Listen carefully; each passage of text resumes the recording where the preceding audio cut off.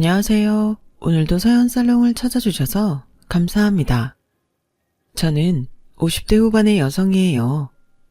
저는 지방의 큰 도시에서 무역업을 하는 아버지와 동네에서 미술학원을 운영하시는 엄마, 그리고 공부 잘하는 언니 밑에서 귀여움을 받으며 자랐어요.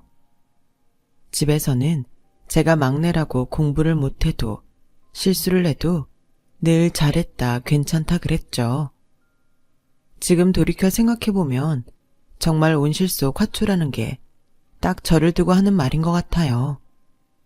저는 공부도 적당히 했고 남들을 꼭 이기고 싶다는 경쟁심도 별로 없었어요. 저와 성격이 비슷한 친구들과 고만고만하게 모여서 수다나 떨고 같이 드라마 이야기나 하며 즐겁게 지냈어요. 언니는 저와 다르게 공부 욕심도 있고 뭐든 잘하려는 마음이 컸어요. 그러다 보니 거의 1등만 하며 대학까지 갔고, 엄마는 이런 언니를 유학 보내지 않으면 부모 자격이 없다면서 언니가 대학 때 미국의 유명한 대학교에 보냈어요. 주변에서는 언니는 저렇게 똑똑하고 공부도 잘하는데 저는 별 볼 일 없다며 수군대곤 했어요. 특히 동네 아줌마들이 모여 있다가 제가 지나가면 들으라는 듯 꼭 한마디씩 했죠. 유진이는 애가 독하게 공부하더니 미국 갔는데 수진이 쟤는 애가 영 불러 터졌다더라. 그러게 자매가 어떻게 저렇게 딴판인가 몰라? 엄마는 제가 상처받을까봐 굉장히 마음을 쓰셨어요. 우리 수진이는 언니처럼 안 해도 괜찮아. 엄마는 수진이는 수진이대로, 언니는 언니대로 다 사랑해. 아빠도 그렇고. 그러니까 너는 너 잘하는 거 하면 돼. 난 엄마를 좀 닮아서 그런가 그림 그리는 게 제일 좋은데. 지금부터라도 그림 좀 본격적으로 해볼까? 그래, 우리 수진이 그림 잘 그리잖아. 엄마가 학원 하면서도 그 생각을 못했네. 하고 싶으면 해봐. 라며 엄마는 저의 장점을 칭찬하시면서 용기를 주셨어요. 저는 고2 때부터 본격적으로 미술 공부를 하게 됐어요. 어릴 때부터 엄마가 그림 그리는 걸 옆에서 많이 보고 저도 따라 그린 게 몸에 익어서 그런지 생각보다 진도가 빨리 나갔고 대학도 처음 목표했던 학교보다 좋은 데에 갔죠. 저의 대학 합격 발표 날, 아빠는 너무 좋아서 직원들 전부 호텔에 데려가서 회식을 하셨어요. 엄마도 미국에 있는 언니한테도 연락하고 여기저기 전화해서 자랑하느라 바쁘셨죠. 동네에 떡까지 돌리고요. 저는 언니처럼 인류대도 아닌데 엄마 아빠가 그러시는 게 좀 부끄럽기도 했지만 그만큼 인정받는 것 같아 기뻤어요. 저보다 더 좋은 대학에 간 친구들도 집에서 그렇게까지 안 해주는데 제가 진짜 사랑받는구나 그렇게 느꼈죠. 그러다 보니 대학생활도 만족스러웠고 제 자신에 대해 불만도 없었어요. 같은 과 친구들이 취직을 위해서 힘들게 애를 쓸 때도 저는 좀 태평하게 지냈어요. 엄마가 저한테 대학원에서 예술 경영을 공부해보면 어떻겠냐고 제안하셨거든요. 아직 우리나라에서 예술 경영을 본격적으로 전공한 사람이 많이 없어. 수진이 네가 공부해서 엄마랑 같이 미술 쪽 사업을 했으면 좋겠어. 저는 그것도 나쁘지 않을 것 같았어요. 거창하게 대단한 사업을 하지 않고 미술학원을 한다고 해도 예술 경영을 아는 거랑 모르는 건 차이가 있을 것 같았거든요. 그래서 일찌감치 대학원에 갈 준비를 했던 저는 취직 때문에 바쁜 친구들보다는 여유가 있었던 거죠. 20대 중반까지의 저는 정말 인생이 물 흐르듯 순조롭게 흘러갔어요. 큰 어려움 없이 대학도 가고 대학원도 가고 공부도 어렵지 않게 했거든요. 아등바등 사는 친구들을 이해하지 못할 때도 많았고요. 뭐하러 그렇게 힘들게 살아? 안 되는 건 그냥 포기하고 되는 거라면 쉽잖아. 왜 사서 고생하는지 모르겠네. 수진이 너는 부모님이 알아서 해주시는 것도 있고 졸업하고도 취직 때문에 마음 졸일 일도 없잖아. 나는 그렇지 않단 말이야. 내 생활을 하려면 그냥 안 되는 걸 포기하면 당장 어려운 게 너무 많다고. 친구들이 그렇게 말할 때는 내가 좀 철이 없나 싶어서 말조심해야겠다고 생각했지만 시간이 조금 지나면 또 언제 그랬냐는 듯 쟤들은 왜 저렇게 힘들게 살까? 라며 마음 아픈 말을 했던 것 같아요. 저는 졸업 후 엄마의 소개로 한 전시기획회사에 들어갔어요. 그 회사는 해외의 신인 작가들을 초청해 전시회를 개최하는 일을 주로 했어요.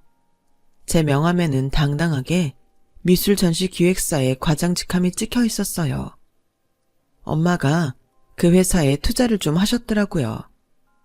제가 만약 다른 회사에 들어갔다면 그냥 평사원이었을 거예요. 저는 그때까지도 부모님 덕에 편하게 사는 걸 당연하게 생각했어요. 그런 제가 조금씩 철이 들고 인생의 쓴맛을 알게 된 건 결혼을 하고 나서부터였어요. 저는 아빠 회사 거래처에 다니는 남자와 결혼을 했거든요. 부모님은 그 사람을 좋아하지 않으셨는데 저한테 지극정성으로 잘하는 걸 보고 어쩔 수 없이 허락하셨어요. 저는 그 사람의 배려와 자상함에 반했기 때문에 부모님이 결혼을 반대할 때에는 속상했어요. 난 이보다 더 나한테 잘해줄 사람 만나지 못할 것 같은데 엄마 아빠는 왜 자꾸 그 사람을 안 좋게 생각하는지 모르겠어. 수진아, 엄마 아빠가 너한테 언제 손해보게 한 적 있어? 다 너 잘되게 하려고 얼마나 노력하셨어. 너 이제 20대 중반이고 앞으로 남자 만날 기회는 얼마든지 있으니까 부모님도 네가 좀 더 마음껏 네 생활을 하다가 결혼을 했으면 하시는 거지. 언니라면 엄마 아빠 말 들을 것 같아. 라며 미국에서 아직 공부 중인 언니는 전화로 저를 달랬어요. 하지만 저는 그 남자한테 완전 푹 빠져서 정신을 못 차렸어요. 그때 조금이라도 부모님이나 언니 말에 귀를 기울였더라면 얼마나 좋았을지 나중에 두고두고 후회를 했죠. 그 남자와 결혼을 하고 제 생활은 완전히 달라졌어요.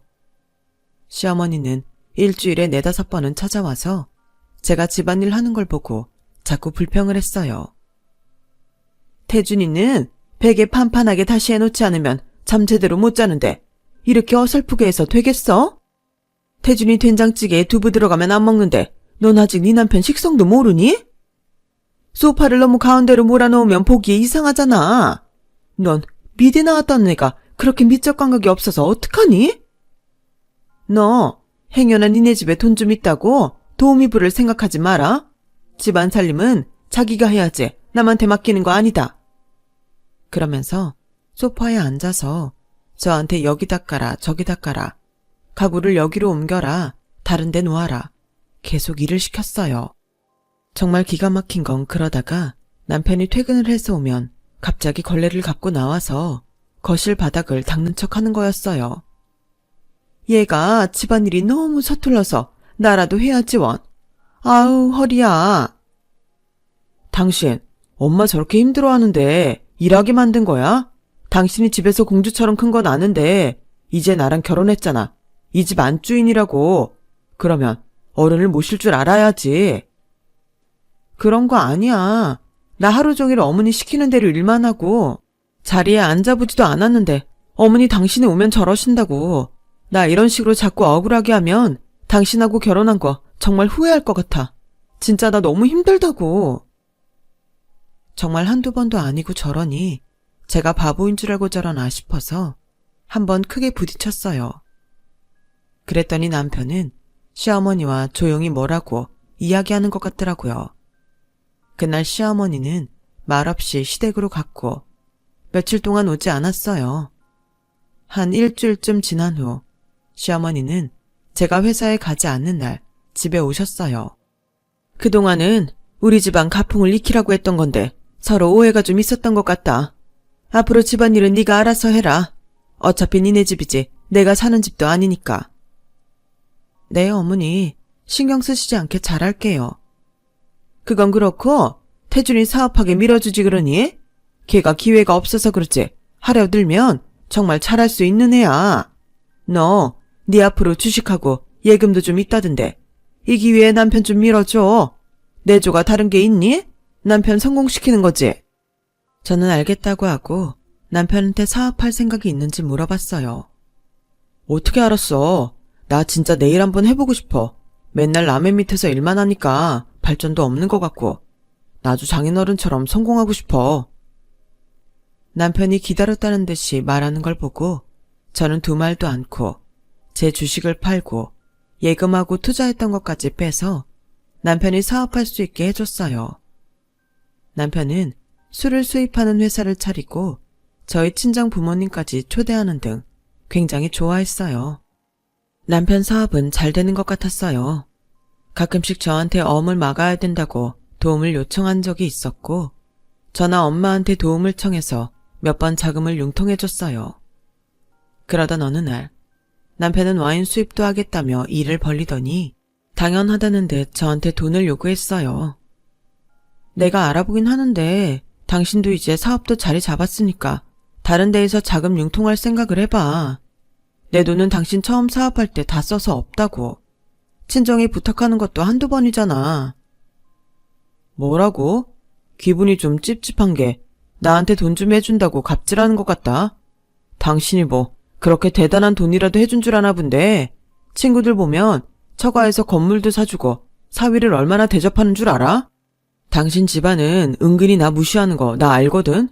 그거 당신이 다 이런 식으로 처신해서 그러는 거야. 라며 오히려 화를 버럭 내더니 그 길로 집을 나가서 들어오지 않았어요. 결혼하고 2년 정도 지났을 때였어요. 남편은 그때부터 노골적으로 저를 공주짓이나 하는 형편없는 여자라고 비난하면서 외박을 하기 일쑤였고 시어머니는 모든 걸 제 탓으로 돌렸어요. 내가 이럴 줄 알았다.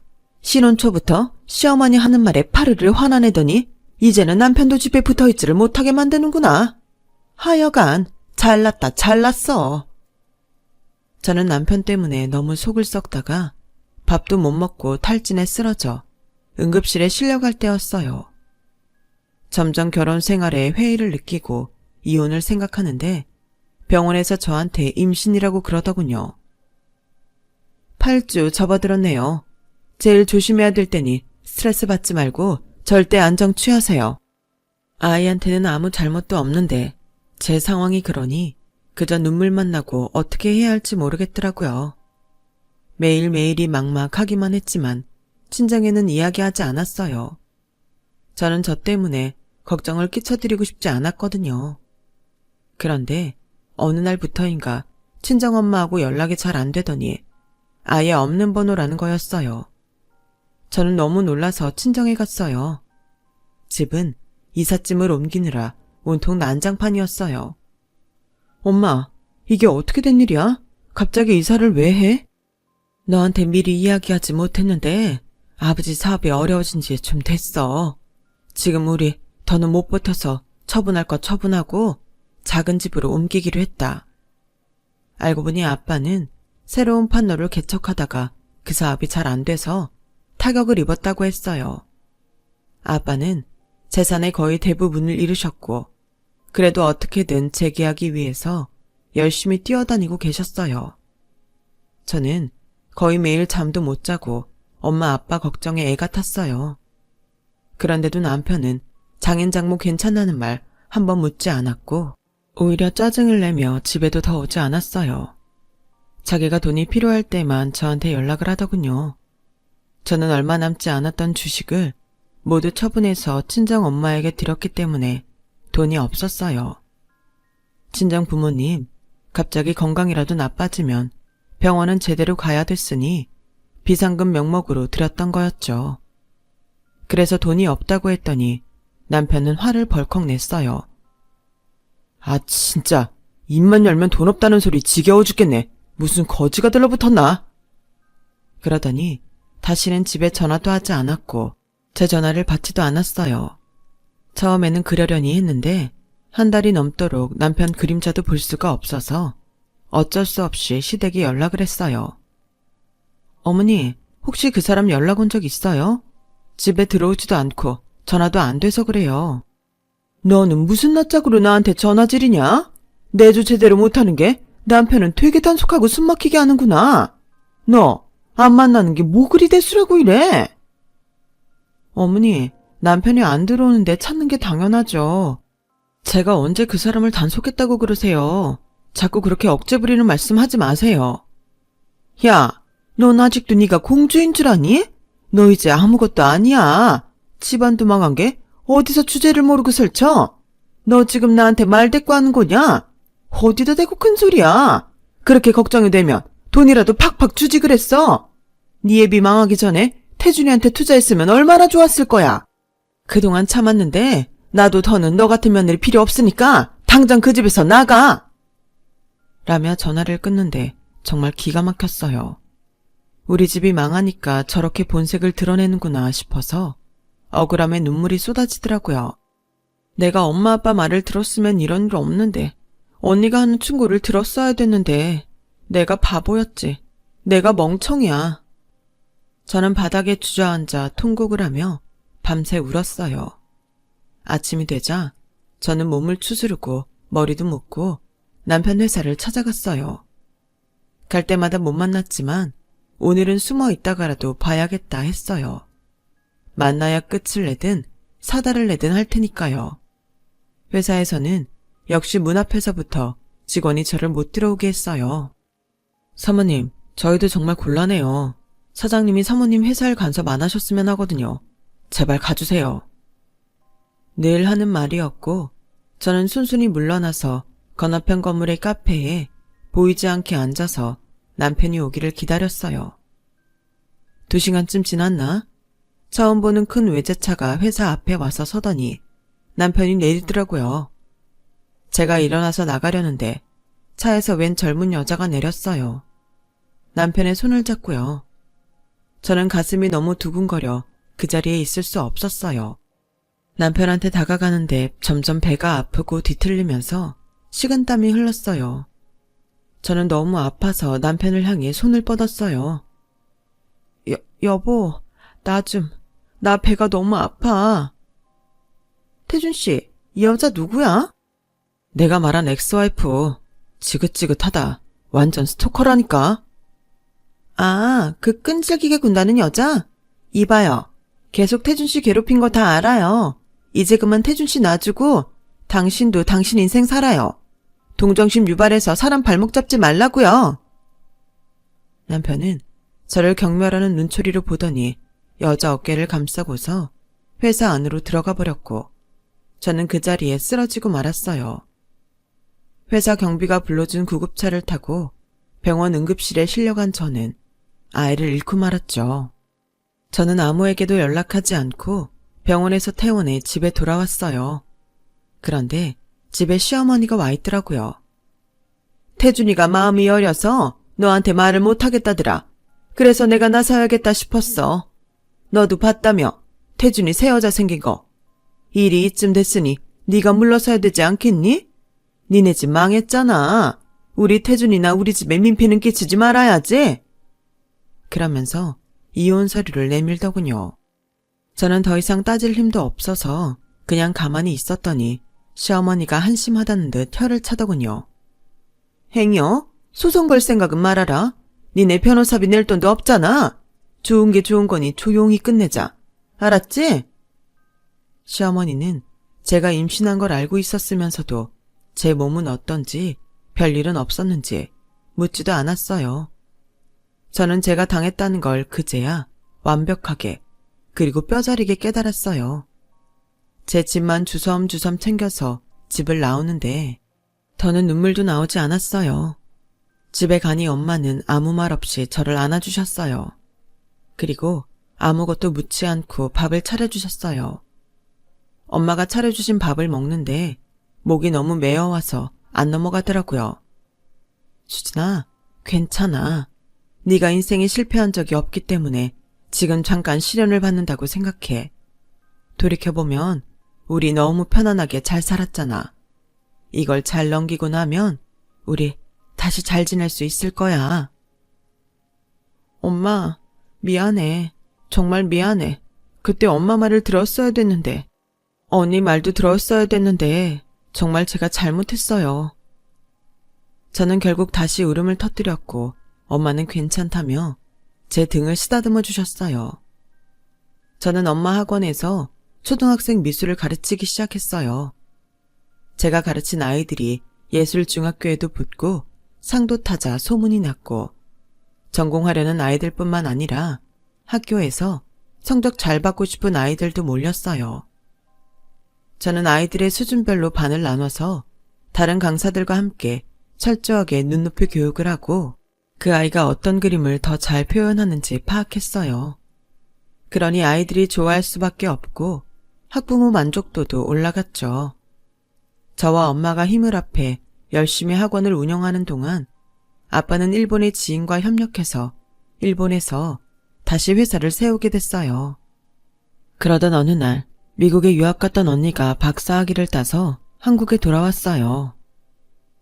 내가 더 일찍 오고 싶었는데 학위 딴다고 욕심부리느라 우리 집 이런 줄도 몰랐네. 너무 미안해. 어떡해. 아니야. 언니가 신경 쓸까봐 우리가 일부러 연락 안 했어. 우리 지금 괜찮아. 많이 극복했어. 아빠도 일본에서 잘 계신데. 집에 언니가 돌아오면서 활기가 생겼어요.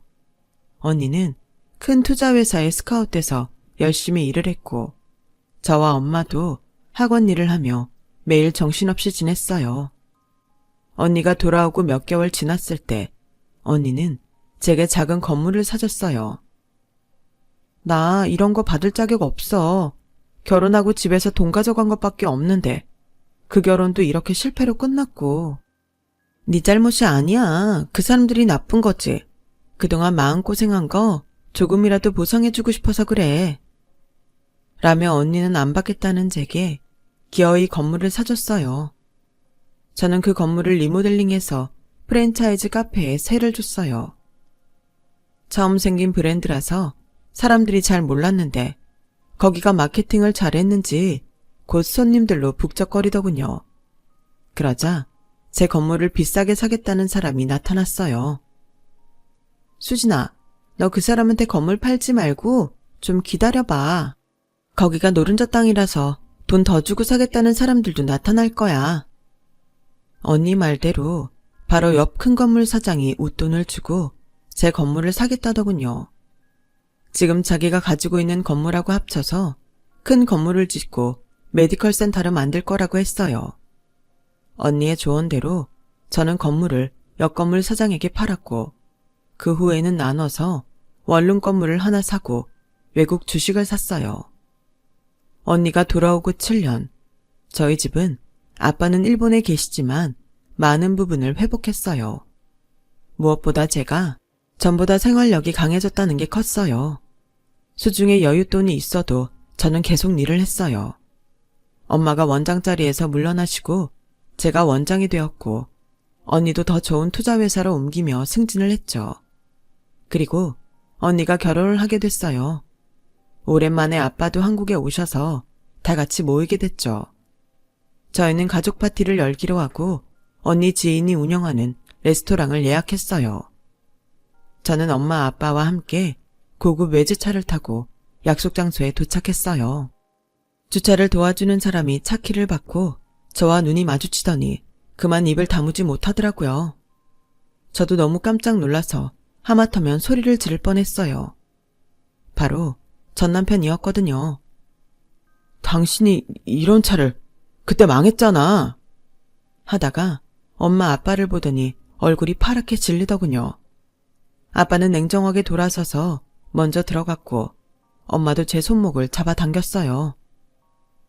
좋은 날이니 우리 인간도 아닌 건 상종하지 말자. 여기요. 주차 다른 사람이 좀 해주세요. 엄마의 말에 직원이 달려나와서 전 남편한테서 차 키를 빼앗아 주차를 했어요. 우리 가족은 언니의 예비 신랑까지 함께하면서 정말 오랜만에 회포도 풀고 좋은 시간을 보냈어요. 그리고 나왔는데 남편이 저를 기다리고 있더군요. 당신 언니 대단한 사람이네. 왜 그런 얘기를 안 했어? 진작에 알았더라면. 살다 내가 말로만 듣던 이런 일을 다 겪어보네. 진짜 여기서 일하는 거야? 알았더라면 뭐? 우리 언니도 등쳐먹으려고 그랬어? 당장 내 눈앞에서 사라져. 한 대 치고 싶으니까. 라며 자리를 뜨려는데 전 남편은 제 손을 붙잡고 사정하더군요. 수진아, 나 그 여자한테 회사 빼앗겼어. 언제 그랬는지 명의도 다 지 앞으로 해놓고 나 회사에 발도 못 들이게 해. 나 좀 도와줘. 응? 당신 나 많이 좋아했잖아. 그랬지. 내가 세상 물정 모르고 어리석어서 당신 같은 걸 좋아했어. 완전 내 인생 흑역사라고. 그러지 말고 나 좀 어떻게 해주라. 당장 급전이 필요해서 그래. 물에 빠진 사람 구해준다고 하잖아. 그런 마음으로 좀 도와줘. 넌 물에서 건져놓으면 보따리 내놓으라고 할 놈이야. 내가 한 번 속지 2번이나 니네 종자한테 속을 것 같아? 저리 비켜, 한 대 치기 전에. 진짜 너 많이 거칠어졌구나. 원래 이런 애 아니었잖아. 그 말에 제가 진짜 한 대 치려는데 어느새 제 뒤에 오신 엄마가 먼저 나서서 전 남편의 따귀를 3개 때렸어요. 자네가 어디다 대고 이런 애니 저런 애니 하나? 감히 누구한테? 네 애미랑 둘이서 내 딸 공주냐고 조롱하고 유산에서 뒤도 안 돌아본 거 다 똑똑히 기억하네. 장모님, 그땐 제가 정말 어떻게 됐었나 봐요. 용서해 주세요. 그때 언니가 레스토랑 사장인 지인을 불러서 전 남편에 대해 이야기를 했고 언니의 지인은 그 자리에서 전 남편을 해고했어요. 다른 직원 손이 끌려나가면서도 전 남편은 저한테 수진아, 한 번만 봐줘. 내가 잘못했어. 장인어른 장모님, 처형, 제가 잘못했습니다. 라고 울부짖듯 소리 질렀어요. 다음날 미술학원 앞으로 시어머니가 찾아왔더군요. 초췌해진 모습으로 나타난 시어머니는 저를 보자마자 손을 덥석 잡았어요. 어제 태준이 만났다면서 니네 어디 있는지 여기저기 알아봤어. 그간 섭섭한 게 많았나 본데 다 잊고 새로 시작하면 안 되겠니? 우리 아들 좀 살려줘. 저 당신이 한 말 똑똑히 기억해요. 우리 집 망했다고 민폐라고 했잖아요. 정말 저를 가족으로 생각했으면 어려울 때 더 도우려고 했겠죠. 그러니까 당신 새 며느리가 회사 빼앗고 당신 아들 내쫓은 거 다 인과응보라고 생각하세요. 그래요. 이래야 세상이 공평하죠. 제가 속 썩으며 산 세월이 얼만데요. 저 예전에 온실속 화초 아니에요. 한 번만 더 오면 경찰에 신고하고 접근금지 신청할 테니까 좋은 말 할 때 가세요. 전 시어머니는 바닥에 무릎을 꿇고 싹싹 빌었어요. 내가 이렇게 빌게. 내가 잘못했어. 그러니 우리 집 좀 살려줘. 응? 저기요. 저하고 댁집하고 무슨 관계라고 그래요? 차라리 정말 생판 모르는 남을 돕는 게 훨씬 낫죠. 자꾸 이러시면 정말 사람 부를 거예요. 시어머니는 한참을 무릎 꿇고 있다가 어쩔 수 없이 돌아갔어요. 그 뒤로도 전 남편과 시어머니는 끈질기게 저희 학원으로 전화를 걸어왔고 결국은 저희가 괴롭힘으로 고소장을 내자 그제야 저희 앞에서 사라졌어요. 나중에 들은 이야기로는 전 남편은 아는 사람 회사에 들어가서 물건 관리를 하다가 비리를 저질러 해고되고 여기저기 일용직으로 전전한다더군요. 시댁이 어떻게 됐는지는 그 뒤로 아는 게 없네요. 저희는 아빠가 오랫동안 일본에 있다가 한국에 들어오셔서 엄마와 함께 편안한 노후를 보내고 계세요. 저는 언니가 결혼하고 2년쯤 뒤에 좋은 사람을 만나 결혼했고요.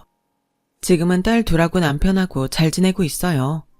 나쁜 날들을 견디고 버티고 나니 다시 좋은 날이 오는 걸 실감했습니다. 그래서 그 뒤로 더 용감하게 인생을 살 수 있게 됐어요.